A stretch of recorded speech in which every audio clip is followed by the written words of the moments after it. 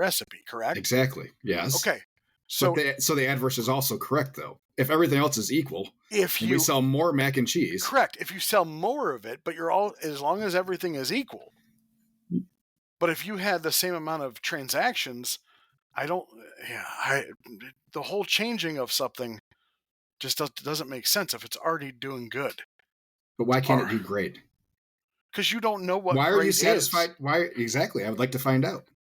Then you have we're nowhere near it. Then you have a focus group and you give 50 Jesus people Christ. free barbecue. This is why it takes you 10 years to do anything. No, it doesn't. I opened a brick and mortar before you did. Yeah. Is it open? Technically not. And how many times did we go back and forth on said brick and mortar? And how many opinions did you ask after? A lot. Yes. A lot. How many focus groups did you do? A lot.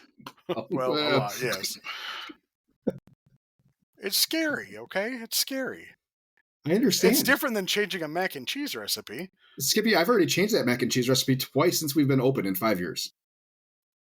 Did you sell more mac and cheese? No, we've sold less every time. I'm just saying I've thrown away 7 half pans every day. It's a lot. Skippy, your recipes are nowhere near as good as they could be. Right? I guess. I don't know. If you gave your recipe to a professionally trained chef, I guarantee you that using better ingredients, so fresher, better black pepper even, makes a difference. Increases the quality of the dish. The black pepper that you get off the grocery store shelf, who knows how long it's been sitting there? Everybody will tell you that freshness matters with even ground spices. I agree. Freshness, like grinding your spices opens up the... Exactly. Yes, that part I agree. Spices might be different. But if you're just changing from margarine to butter, I think butter actually has I think it'll end up being greasier. It's not, Skippy. I'm just saying. I've already made it. We sold it all last week. It's a better product. So what's the difference so you're a comp cook, or you were a comp cook, but you went to a comp class. You learned everything that they did, right? You learned every single thing. But then you go the next week and you don't do as good as they always do. Okay. You use their same. It's all about the cook. It's not necessarily about the ingredients. Could you cook your mac and cheese any different? That's fucking bullshit. So why are people spending $200 on Wagyu briskets, Skippy? Because they have to. There is something to that, and for barbecue and for cooking large meats. So for cooking like side dishes, that doesn't hold true. The quality of your ingredients is paramount. So are you? Let's ask our pasta makers. Does it matter which flour you use? I would love to hear that. Yes, it does. Justin, please hurry up. Justin, does the quality of your flour matter in the quality of your pasta? Where's Isaac? Where's Isaac when you need him? So yeah, it's not greasy. It's not even close to greasy. The biggest difference is the roux for the butter. And I'm going to do a video of the side-by-side comparison of margarine and butter. So why, if butter was could have made it so much better, why has it always been margarine then? Just because of cost? Yeah. So are you using Meyer brand butter, or are you using Kerrygold? I'm not using Kerrygold. Okay, well, you're the one who's talking about different, freshness of ingredients. I've already talked about this. You didn't even listen. I know. When I was talking about the price per stick. No, I get price per stick. I get it. So Kerrygold, you're at $10 a box for 4 sticks of butter. It's really good butter, though. It is really good butter. But yeah, your Meyer sweet cream you're at $4.60 or something like that up for 4 sticks. Salted or unsalted?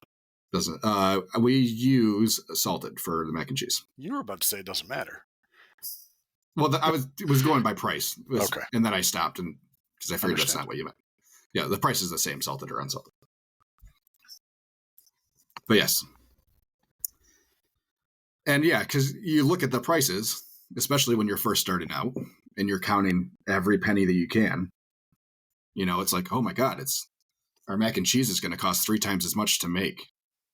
Well, no, it's going to cost $3 more. So it's a $53 pot of mac and cheese versus a $50 pot. And when you're talking, it makes 50 pounds of mac and cheese. So you're adding not even a full penny. Or what is it, Skippy? What's $3 divided by 50? Oh, I know. Hold on. 3 divided by 50. 6 cents. 6 cents a pound. Well, now it's more than a penny. Please hold. But see, this is why you make the big bucks. I'm looking at Meyer butter, so bear with me a second. Okay. I'm just. They actually had a really good sale on it right around Christmas. Can you? I thought about buying. No, but the expiration date wasn't until like July. All right, so unsalted butter right now, currently at Meyer, is $4.39. So basically $1.10 a stick. Yep. Okay, and you use how many sticks per? 4. So $4.39 versus your Blue Bonnet, which is currently $1.45. 4 for $5. It's on sale. So $1.25. Yeah. So it's on sale for like 10 cents off. 24 cents it says. Okay. Yeah, even worse. Yeah, I remember when that stuff it used to be $1 a box. You get that stuff for 99 cents. Yeah, Imperial right now is $1.45. Yeah, they're both usually within like a nickel of each other. So that means, so it's not horrible. It's not horribly different. It's $1.25 versus $1. Butter is actually cheaper. No. Oh, four packs. There you go. Okay, so 16 sticks. Oh, sugar honey iced tea. Yeah, thank you there. There's quality math. Jason says, you're all missing the point. Okay, please. Buffalo beat Detroit. Lamar is winning the 3rd MVP. The Ravens are winning the Super Bowl, and Joe Flacco is still elite. Shut up. We haven't talked about our football yet. We haven't talked any football. We're trying not to. We're trying to stay normal. Yeah. Wow. So okay. So you're spending $4.39 versus $1.25. Yep. So like I said, about $3. Yeah, I don't. All right, but you think it's going to be better? I know it's better.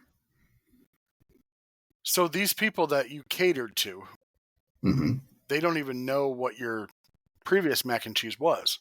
That's not true. We have quite a few regular customers from them, but so it's not so much the flavor, Skippy. It's the creaminess and the richness. So you can have something that is richer without it really tasting different.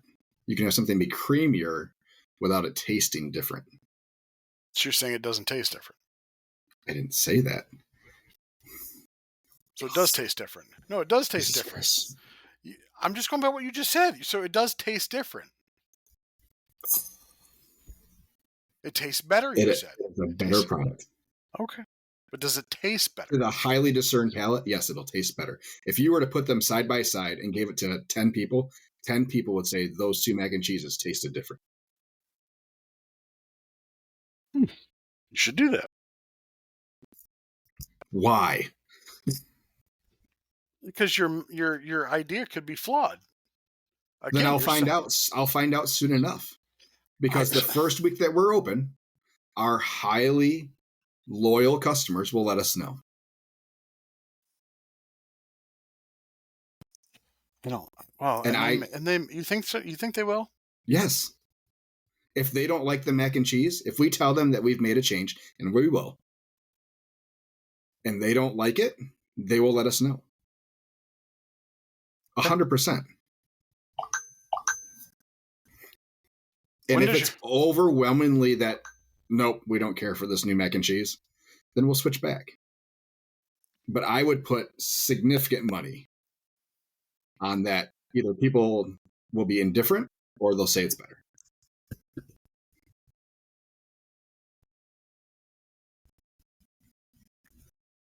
You still there, Skippy?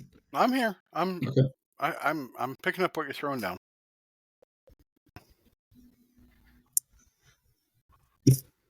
Again, you're both missing the point.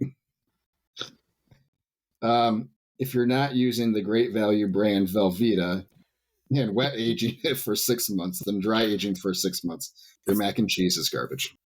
Thank you. That's 12 months of cheese of cheese, huh? Wow, that's a lot of cheese. Just like I'm still not making the mac and cheese I want to serve. That's a much better cheese blend. What's the difference in cost and cheese blend? That's significant. Now we're talking about adding $10 to $12 a batch. And I'm just not there yet. So that's part of what we're doing. I'm just finding vendors that can help us with cheese at a decent price. So you wouldn't ever entertain increasing the price if you make an announcement that the mac and cheese is what you would consider a better recipe or a better product? Not with just changing from margarine to butter, no. If we went with a cheese blend that cost more, then yes. Okay, so let's get into this conversation. Okay. Because Darren's podcast just did the same thing. When do you look at raising prices? Do you Every look year. at all? I get it. Do you look at all during the year, or do you look at like the beginning of the year? For us, it's the beginning of the year because we don't change our pricing throughout the year. We never have.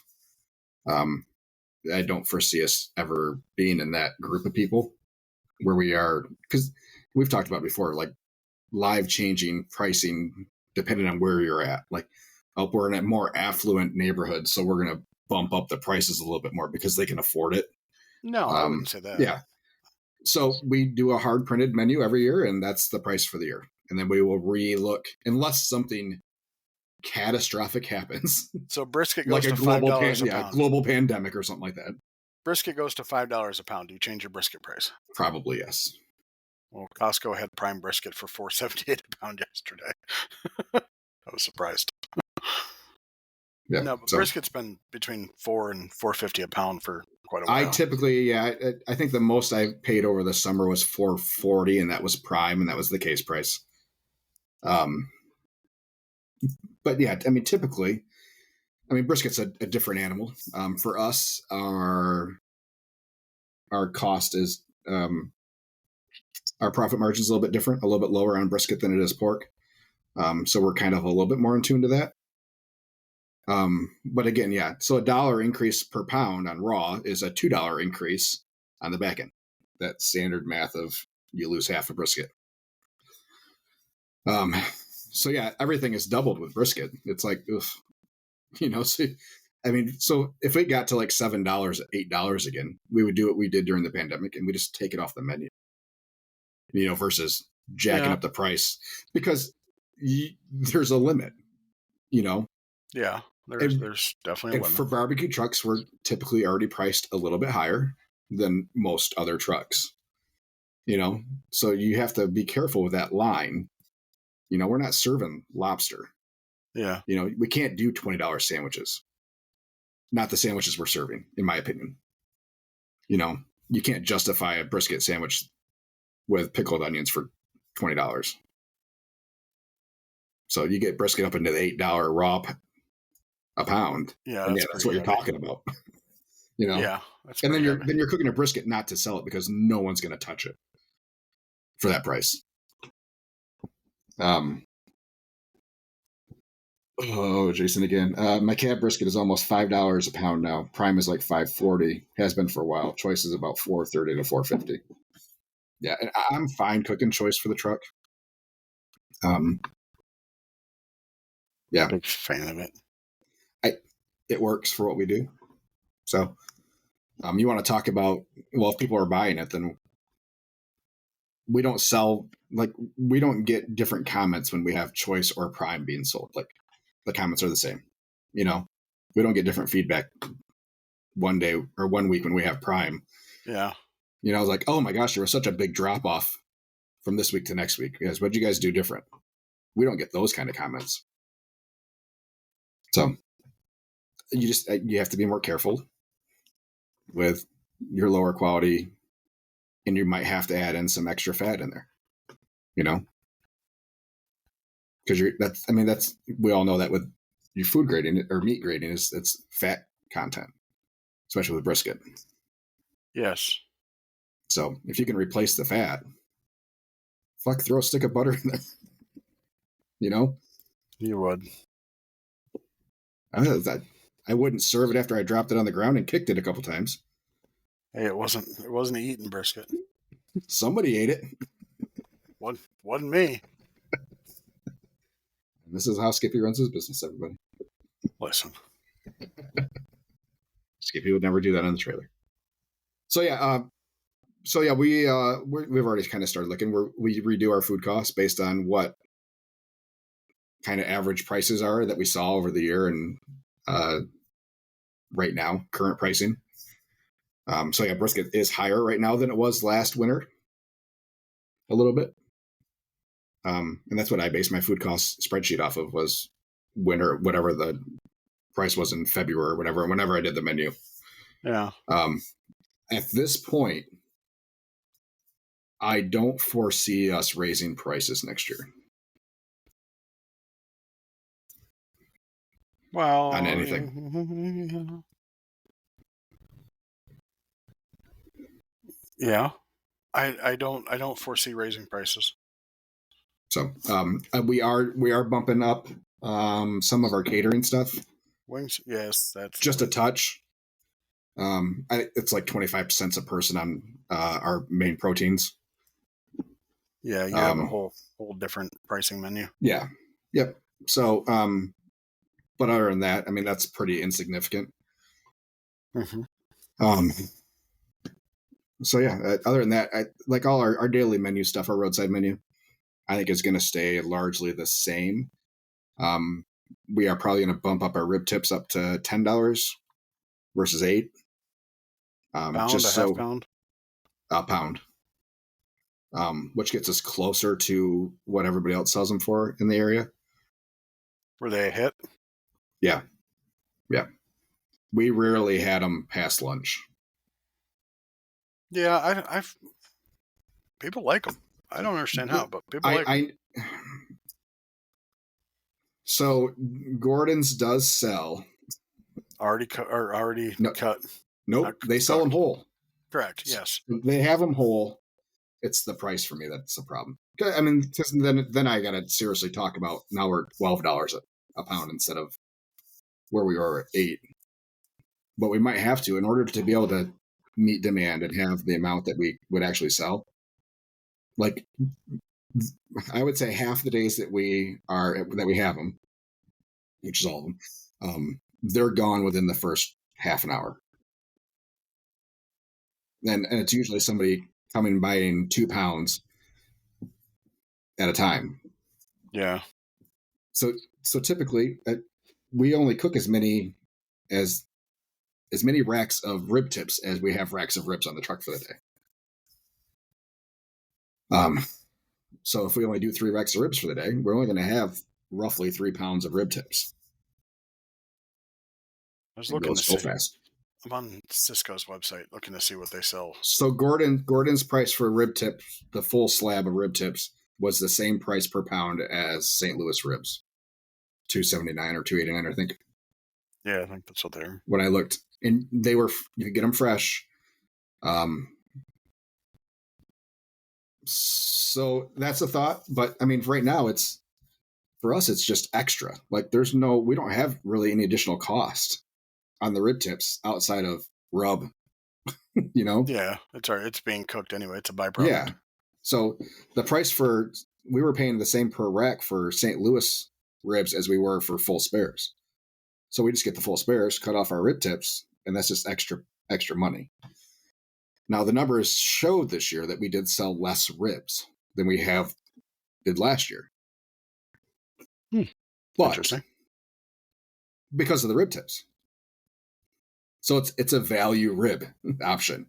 Yeah. You know. So, but if you look at the total sales, if you combine ribs and rib tips, It was like a 20% bump in sales between the two over just ribs. So it was worth it. And we actually had rib as a whole, we sold more and it was more profitable. We just sold less ribs, which is interesting. Yeah. So I have a couple ways that we could go about it. We could get the cases of the slabs of ribs, rib tips, and cook those just as we need them. Or we could make more ribs a day and add the rib sandwich onto the daily menu. For what it's worth, Costco has 5 pounds of rib tips raw for $2 a pound. Average But cut, I'm guessing. Yes, they are cut. So yes. They're cut individually. Yeah, yes. I have not had as much luck cooking them that way. I can't get them to turn out as well as when we're cooking them as a whole slab. But they do have the McRib boneless rib patty. Sorry, I find it funny, like what all is available through like a big food distributor, and it's quite interesting. So you can buy the pork ribette barbecue raw for 56 3-ounces or 3-ounce patties, or you can buy pre-cooked 53 3-ounce patties, and the difference in price, $3 to get a pre-cooked one per case. $3 difference. So it's like, why would you cook it raw? Anyway, sorry. Never mind. So yeah, not sure which way we're going to go on that yet, but it's a good. I like the idea. So, but don't you make more of a profit on ribs than you do tips? Well, no, because we're not really paying for the rib tips. So if you sell a pound of rib we're pretty tips, much getting the rib tips for free. Wow. Yeah, ish. No, for real. Because the cost, like I said, you're just getting you're getting another cut of meat, but for the same for no price. I'm either going to pay $11 a rack for St. Louis ribs, or I'm going to pay $11 a rack for full spare. But this year, you noticed that you had less rack sales than right. Well,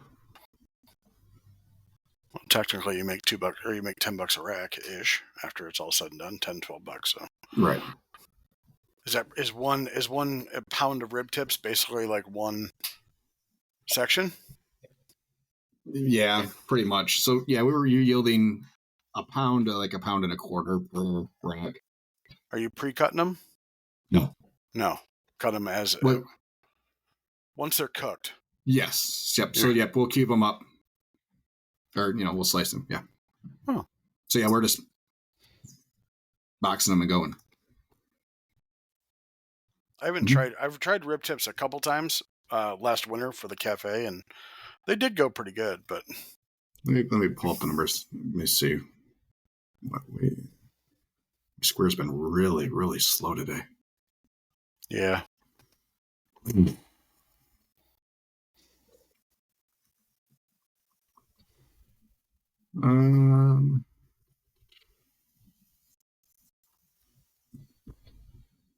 So Skippy, you had talked about with the cafe that you might not be rolling the truck out as often.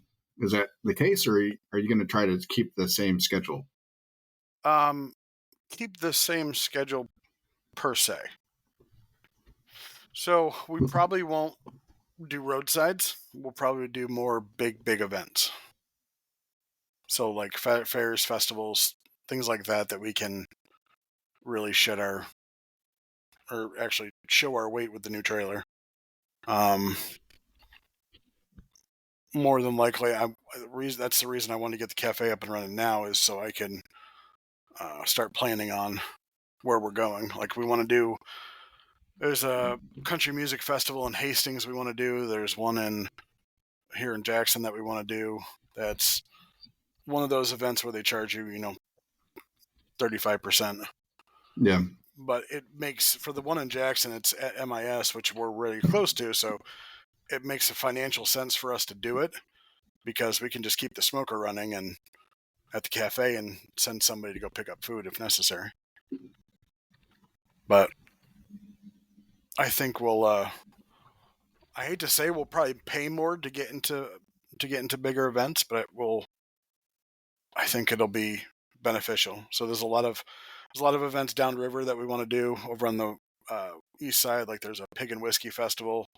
There's one up in Ferndale that So largely, requires a you're going lot. to abandon roadside. Abandon's a strong word, but yes, probably. So if people want to come get your food, they need to come to the cafe. They need to come to the cafe or find us when we're out at a festival. There where they're going to have to pay to get in, and not all the time. No, largely. there's probably 2 neighborhoods that we'll still go back to because they gave us a shot when we can. But I don't like going out. Like we tried going to like Northville, which is like an hour and 10 minutes away, doing a lunch, but their lunch ended at 2, and then we drive 45 minutes to Ann Arbor, get set up by 3, and nobody's there until like 5 or 6 because that's when people are getting home. And there's not enough neighborhoods out where we are now that can provide that good $1,000 dinner. Like the fact that you get $2,000 lunches is fantastic. We don't have that opportunity unless it's a catered gig. We're going to need a lot of $2,000 lunches. I know, but your goal is what? 15, your goal is what per lunch? 1,500? No. Is your goal to do more at lunch than dinner? We typically do more at lunch than we do dinner. Yeah, we don't have that option. Well, you just haven't found the right places yet. No, it's still. Yeah, we do. We do plenty of $1,000 hours. I mean, those aren't normal though. If we can do $1,000 lunch, 1,000 to 1,200, that's a good lunch. It's a great lunch for me. If we can get to 1,800 total for the day, it's a really good day. Yeah. So our target is at least 16 is kind of where we'd like to be. Yeah. So yeah, there's days when we do a $1,200 lunch, and then we go and do a $400 dinner, and the $400 dinner seems god awful, but it's all profit at that point. Well, yeah, it's the day. Outside the whole day. Yeah, outside of the $30 or whatever in labor for Caleb, that's the only difference. Well, why would you even go if it's only $400? Because all the rest of the food's already paid for.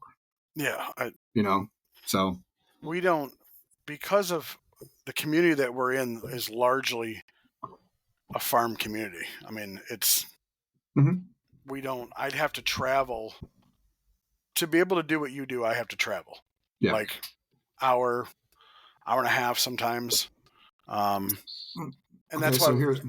That's why when we first started, we just did subdivisions at night.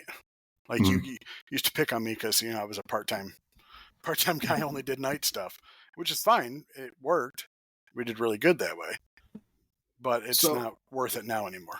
So if you're not going to roll the trailer out, largely, except for these bigger events, why not find some place just to set up and just leave it? Why don't you go somewhere that is maybe 45 minutes away? Find someone that just let you park it, and then you can run food to it every day. You find a person or two to work it there, and then you're just delivering food, dropping food off, and they're running for the day. It could work, yes. It absolutely could work. Yeah, like a Menards or Home Depot or something, where you're probably not going to do $2,000 a day, but can you do 1,000 a day? Well, I haven't over tried 8 hours. I haven't tried Menards in a while, but from what you told me, they were pretty expensive. We were paying $600 a month, I think. Yeah, what you're saying could work. It absolutely could. I have a friend. I have somebody that's a GM at a tractor supply company that would let us set up in Ann Arbor. Yeah, I mean, if your goal is to not do food truck stuff eventually, No, then what you're saying makes sense to me. Like you're getting away from it. You're going to your brick and mortar. You're still going to roll the food truck out for bigger events. we will still do like our food truck Tuesdays, which is But a if you still lunch want to hour be a food downtown. truck, then yeah, it doesn't make sense to me to largely abandon your roadside stuff. Our roadside stuff, I only did one roadside event every week. That was at the Farm and Home store, which is down the street from where I'm setting up. Everything else that we did was either catered or like we did a corporate lunch where they invited us out to their plant to sell to their employees. I really didn't do any what you would call roadside, like your store. Everything's roadside for me. Unless I'm getting one big check, it's all roadside, is what I consider. Like wineries and brewery, that's all roadside. Correct. I didn't do any of those. Okay. Rarely. Sorry, I can't say I didn't do any, but rarely did I do those. All right. Rarely did I do subdivisions. Yeah, the public could attend any event that I went to, but I was Right. literally going to somebody's factory. Chrysler Proving Yes. Grounds invited us out. If I get invited for that, I'll probably go because I want to create a good relationship with that factory. So stuff like that, I'll probably still do. Okay. But yeah, roadside for you is different than roadside for me. Okay. Yeah, we talked about, like, if I did, I'm not gonna hold on. I'm not gonna give up on it because, like I said, I'll still do our food truck Tuesdays, which is just a lunch, couple hours at lunch downtown. Mhm. I'll still do our Friday night cruise-ins. We'll still do that sort of stuff, which is basically roadside. And so for next week, let's talk about our goals for next year, sales goals and everything. We can talk about numbers more in depth for this year next week. But just something that is in my head right now. It's like when you're comparing next year's sales numbers to this year's sales numbers, Mm-hmm. since you are doing much less food truck stuff and more cafe stuff, are you expecting there to be a big shift in sales? Yes. Okay. I look forward to hearing what your projections are for both places. Because I think in order to plan well, you need to project both places differently. So you need to have a food truck projection, you need to have a cafe projection. Mm-hmm. So I look forward to hearing all that next week. Now back to the numbers that I was pulling, the rib things that we were talking about. Yeah. So we did 614 pounds of rib tips last year versus we did 542 racks of ribs between halves and fulls. So if you go based off of it's about a pound per rack, then yeah, we sold 70 more. We had 70 racks of ribs hit the trash. But if you look at profitability, like it's $4,600 on those 614 pounds of rib tips that really only cost us rub and sauce. But then in a container. don't you have to take out the racks of ribs you threw away as loss? On the ribs, not the rib tips. But That's what I'm saying. But you get the tips from the ribs, so it would technically even itself out, wouldn't it? It's only $700 in ribs, or let's say 1,000. Okay, I just didn't know if that was a good way to calculate it or not. That's all. The rack of ribs, whether I sold them or not, isn't a cost of the rib tip. All right. I mean, if you want, then what I should be doing is what is our average cost of a rib, and maybe that's how I'll do the food cost for this next year. Just divide it in half. So a full rack of ribs, full spare, is on average, let's say $12. So then we're going to say a rack of rib tips is $6, and a rack of ribs is $6. So we did 70. Well, yeah, wow, you sold a lot of ribs. And that's down from last year. I only sold like 73. So that's 500. You only sold 73 racks of ribs? But you don't have ribs every day, do you? No, I only cook like 2 or 3 racks. So at 542, let me pull up last year. Oh, this is so much easier to do on my phone. Really? The item sales, I find easier to pull on my phone for whatever reason.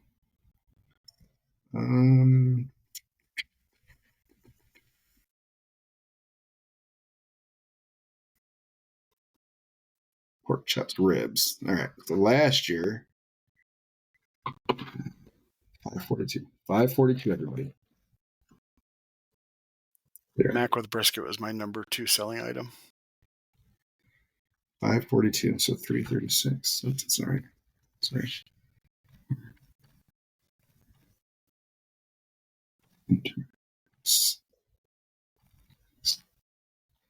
So the difference in our racks of ribs was only 30. So last year we sold 581 racks. This year 552. And you're cooking what, 6 a day? 7 a day? 6 usually. Okay. Steve, no, we have never done full spares. Sold full spares. I don't know how I'd fit those in a box. Unless we did them individual bones. No, you And probably then you do can them. kind of, You probably do them in a half pan and just cover it. yeah. That's the way I thought. Yeah, really. That's why I thought about doing rib dinners was throwing them in a half pan and then doing 2 sides. So we sold 3 less racks of ribs this year, but sold, what was it, 600 pounds of rib tips. So when you look at the full, so we did 15. That's 16. I got to write these down because I'm not going to remember. So let's say 15, 8 in rib sales last year. Now we go to this year. And if I could just search on the item list, that would be helpful. Good try. Yeah, that would make it a whole lot easier for me because we just have so many items. Where are you? All right, 15, and so yeah. So last year we did $15,800 in rib sales. This year, between rib and rib tips, is 19,500. So really, it's pure profit of another $4,000. Okay. Almost. Good. God, we sold a lot of mac and cheese. Yeah. So pulled pork sandwich was my number 1 selling item, based off dollars. Based off dollars, not sales, or not numbers. Not numbers, just based off dollars. That's interesting. It's just gross sales, top 5 items, gross sales. I mean, other than my 2 catering categories. Yeah, Sure. pulled pork sandwich, mac with brisket, and mac and cheese. Top 3. I'm gonna use my phone for this. All right. Pull up mine real quick. My top 5 sales year, and show top 10 and count. So loaded. So this is the first year that our piglet sandwich, our basic pork sandwich, hasn't been number 1. So 1,938 piglet sandwiches and 2,026 brisket loaded max. Oh. Yep. So just snuck in there. 100 ahead. So our combined loaded max was 4,000. Just under 4,000. 3,950. If you do gross. Yeah, so our pork sandwiches, it wouldn't even be at the top. It's weird that your sales number for your pork sandwich is the highest. But don't you charge more for your loaded mac than you do your pork sandwich? Yes. You just sell more pork sandwiches than anything else. Correct. Okay, so count and gross is yeah. Okay, that's so 55,000 in loaded mac and cheeses sales. So Mac with A quarter of our brisket. sales. Mac with brisket was number 2 at 755 items. Nice. We just had a lot of catering this year. That was the biggest thing. Is a lot of catering. Yeah, so 25% of our sales was from loaded mac and cheese. Oh, there's the ribs. 270. 270 racks of ribs. Hmm. So really, it'd be more than 25% because if you take out, our catering numbers, then yeah, I bet you we're 40%. The loaded mac and cheeses are 40% of our roadside sales. See, I took out the Cubano last year because I didn't think it sold good, and like Mhm. the first 3 was like, "Hey, can we get the Cubano? You don't have that anymore?" I'm like, fuck. So it was still. I mean, technically, it was still one of the lowest. Yeah. But yeah, our one-off specials did well. We had a lot of people asking, like, people still want shotgun shells. So we'll probably do that stuff some more next year. It'll all just be staff. All right, Steve. 1,235 pulled pork sandwiches. Bubba says, so if rib tips are free because of selling the rib, burn ends are free from buying the brisket? Yeah, I mean, well, I see what you're doing there. No, Steve, there's a difference because I would be selling the brisket anyways, whether it was burn end or otherwise. You're So for still me, you're still for me, paying if per pound for everything, though. correct, but so if I do spare ribs and cut them down to St. Louis, before I wasn't doing anything with the rib tip section, you know. Correct. So it's waste that we're regaining. I understand that it still costs something, that they're not just free. But in the grand scheme of things, if you look at the numbers as a whole, we have $4,000 in extra sales From that waste. we didn't have to pay more for. Is Yeah, what I'm saying. for waste. Yes. We paid nothing for an extra $4,000 in sales. Yes. So hence they're free even though they are not. If that makes sense to everybody. Yeah, because they would still be if they were a pound. Yeah. They would still be if you're getting ribs Right. for $2 a pound. That's still $2. Your cost Right. is still $2 a pound plus sauce and rub. Yeah. So yeah. So when you're doing food costs, and I think I had them in as the price per pound on the food cost. I'll have to go back and look. Maybe I didn't even have them on there at all on my food cost sheet. Can I ask you a squirrel moment question? Sure. What is that face behind you? This one here. That one. That's my portrait of Angie that I drew. No wonder you lock her in the basement. Shit. Yeah. That's the one she drew of me up there on the top. You guys South Park characters?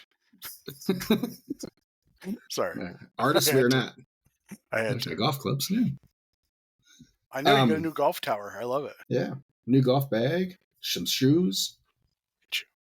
Yeah. Anyway, what other questions we got? So, Steve, yes, I understand that they do cost something. Different than your brisket analogy, but I think everybody understands the gist of what I was saying. And I think they cost more if they're Texas style.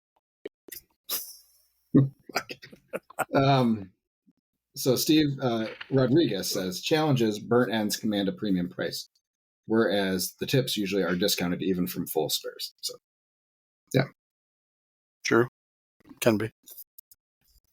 But yeah, so the difference is there. So if I'm not making rib or burnt ends, I'm still using all that brisket as, yeah.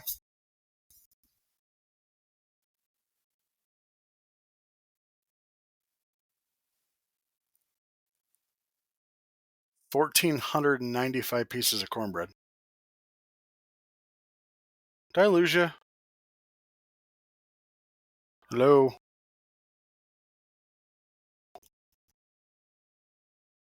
Hello? I don't know if we're still recording. I don't know if Josh did something wrong. Oh boy. Oh, his laptop just shut down. Okay. Well, on that note, I think we're going to have to let go. Um, we appreciate you being back. Uh, we will cover our numbers more next week. I do wish everybody the best and a happy and safe new year. Please follow us on all our social media. If there's other things that you want to hear us talk about, most of us are open books. So would love to get some questions answered on the Facebook page. So feel free to comment. And again, I'm going to be a grandpa. It's freaking great. Have a safe and happy new year.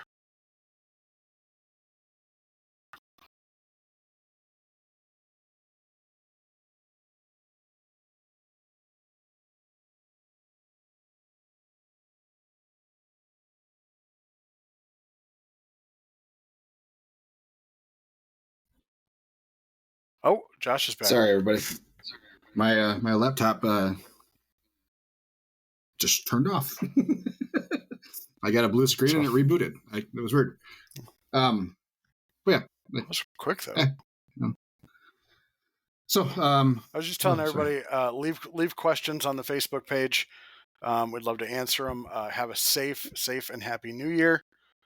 Do not do anything that Josh's kids wouldn't do. Absolutely. Yeah, And thanks for everybody for listening this year. We appreciate it.